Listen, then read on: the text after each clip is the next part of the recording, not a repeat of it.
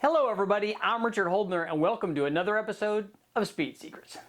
Normally here we talk about how to make more power, cylinder heads, camshafts, even boost. But you know what? Improving the performance of your vehicle sometimes doesn't require more power. Working with the guys at TCI, this episode's all about transmissions. Back in the muscle car era, just like today, if you went out to buy a performance machine, you had to make an important decision: stick or automatic. Now if you wanted to go really fast, most guys opted for the stick.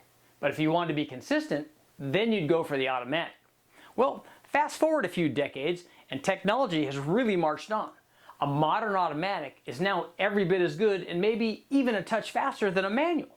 This is certainly the case on a late model 5-liter Coyote. But as good as the factory stuff is, there's aftermarket stuff out there that's even better. One of the most important elements of any automatic transmission is a torque converter. Recently, we got a chance to run a back-to-back test on a converter upgrade with our friends over at TCI on a 2016 Coyote Mustang. Now this particular Mustang featured a number of modifications, including comp Stage 2 cams, an air intake system, headers, and full exhaust. The car also featured a water mesh system and drag radials to make sure we had plenty of traction. Before heading to the strip, the car was dialed in both on the street and on the chassis dyno to make sure we got everything out of that factory converter.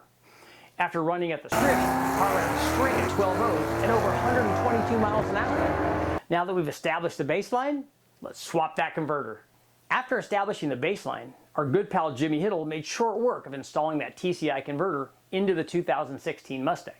Now for this application, we chose a billet converter with a triple disc clutch and a 3,800 RPM stall converter. In reality, the triple disc was probably overkill for this naturally aspirated Mustang, but we have plans for boost later on, so we wanted to make sure we had enough converter for the extra power. Just as he did with a stock converter, Jimmy dialed in the new TCI converter both on the street and the chassis dyno before taking it to the strip. And it was obvious after the first pass that TCI converter came to part. Jimmy was able to rip off a string of 1140 at over 122 miles an hour. So it's important to note, even though we dropped the ET by almost 6/10, the mile an hour stayed the same. And as much as we love making more power, it's obviously possible to improve the acceleration without changing the power. I'm Richard Holdener. I want to thank Jimmy Hiddle and the guys at TCI. Join me next time on Speed Secrets.